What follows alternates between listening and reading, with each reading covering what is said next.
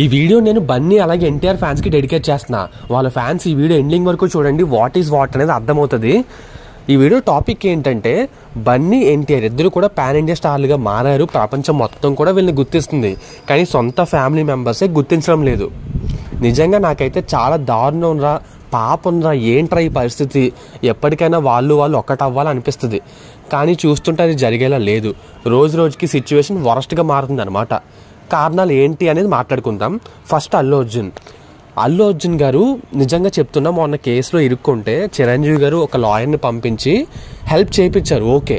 కానీ ఆ తర్వాత జరిగిన పబ్లిక్ ఈవెంట్లో నా అచీవ్మెంట్స్గా నేను పవన్ కళ్యాణ్, రామ్ చరణ్ అని చెప్తున్నా అని అన్నారు. మరి అల్లు అర్జున్ కూడా ఆయన అచీవ్మెంటే కదా, ఆయన చేతుల మీదుగానే కదా అల్లు అర్జున్ వచ్చాడు. మరి అల్లు అర్జున్ పేరు ఎందుకు చెప్పలా? ఇదనే కాదు, చాలా ఈవెంట్స్లో అల్లు అర్జున్ పేరు చెప్పడానికి చిరంజీవి గారు ఇష్టపడడం లేదు. ఈవెన్ బయట కూడా పబ్లిక్గా అంత సపోర్ట్ అయితే చూపించడం లేదు.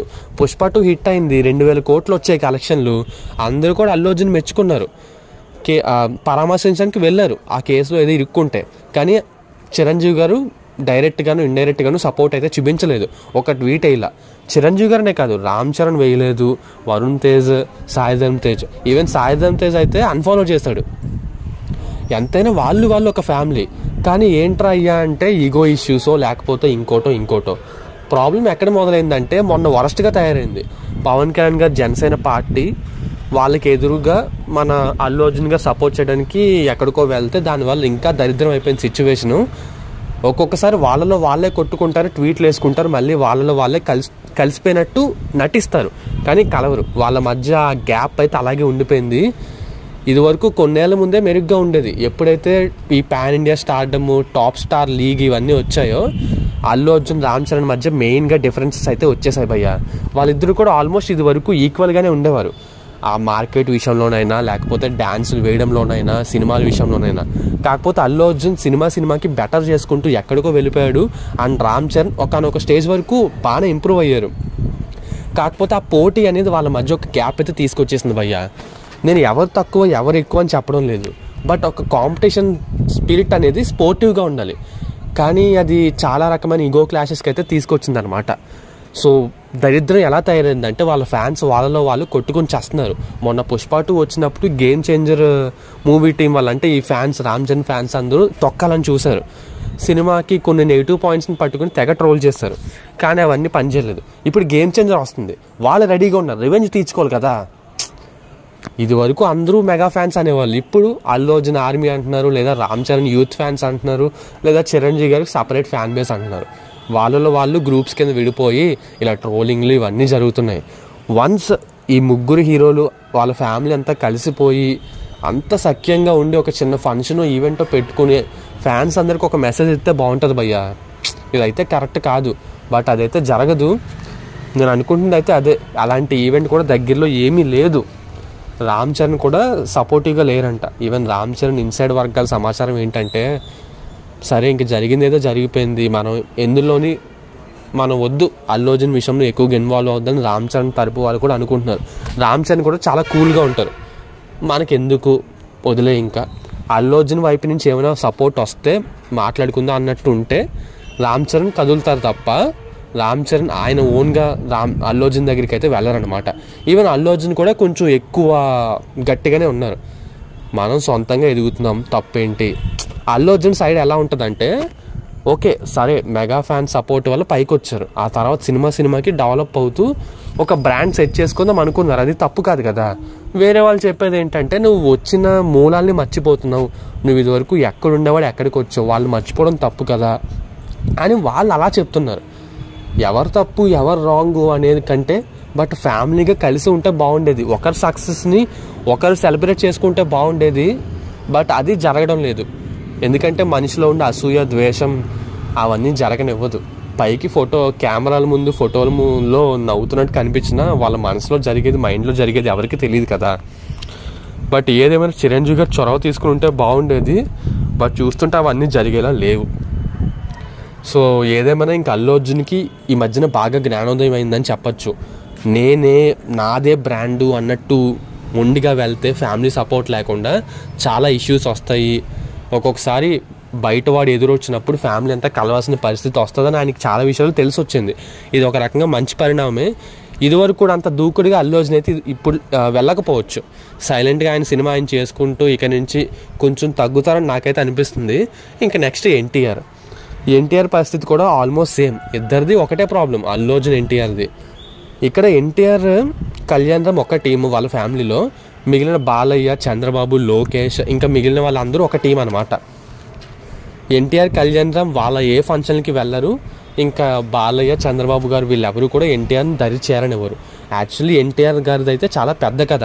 అప్పట్లో టీడీపీకి ప్రచారం చేయడం, పార్టీలో ఉండడం, వాళ్ళు వెన్నుపోటు పోల్చి బయటికి పంపించడం, పొగబెట్టి, ఇవన్నీ నేను కొత్తగా చెప్పక్కర్లేదు. కానీ మెయిన్ ఏంటంటే ఎన్టీఆర్ పరిస్థితి ఎంత దారుణంగా ఉందంటే, బాలకృష్ణ గారు నిన్న కాక మొన్న ఎన్బీకే ఒక షో చేస్తే అక్కడ జైలు కోసం ఎన్టీఆర్ ఆ ప్రస్తావన రాకుండా జాగ్రత్త పడ్డారు. మీకు అర్థమవుతుందా? ఒకవేళ వచ్చున్నా కట్ చేసి దొబ్బారు. అరే ఏంట్రా, బాలయ్య గారి షోకి చిన్న చితక యాక్టర్ని కూడా పిలుస్తున్నారు, ఎన్టీఆర్ని మాత్రం పిలవట్లేదు. మీకు అర్థమవుతుంది కదా, వాళ్ళ సొంత ఫ్యామిలీ వాళ్ళని తీసుకురావట్లేదు షోకి. అంత ఈగో క్లాషెస్ అంటే ఏమీ లేవు.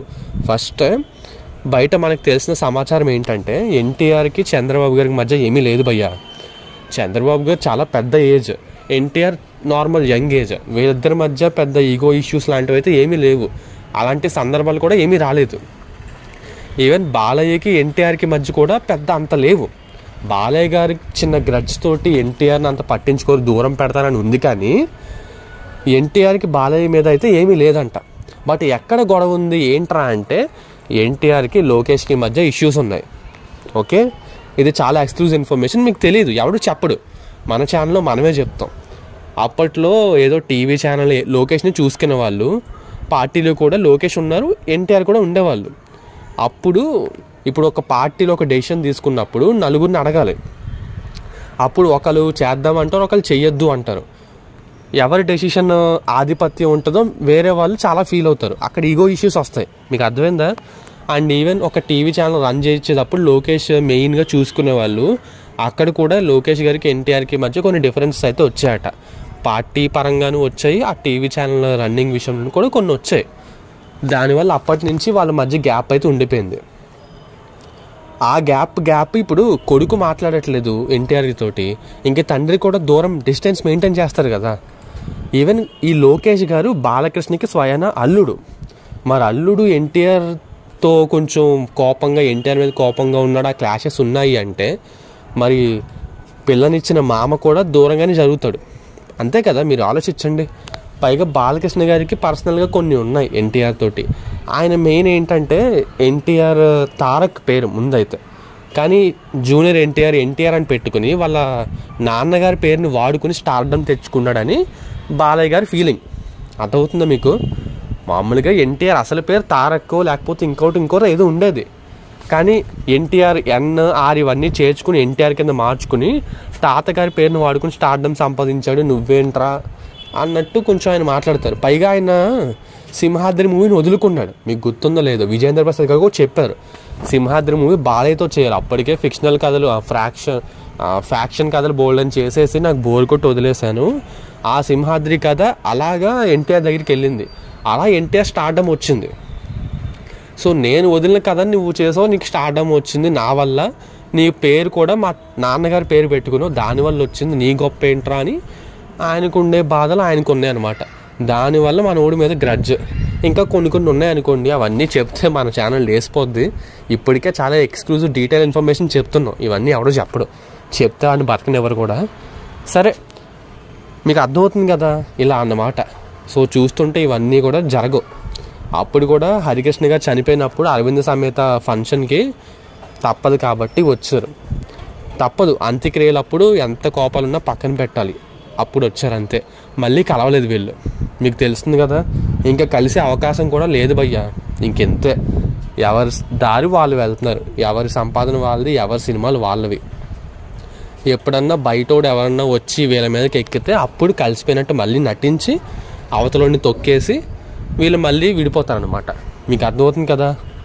సో పాపం ఇంకెంతేలే, ఈ డబ్బున్న వాళ్ళ సమస్యలు మీకు మనలాంటి మిడిల్ క్లాస్ వాళ్ళకి, పేదవాళ్ళకి అర్థమవుతుంది కదా.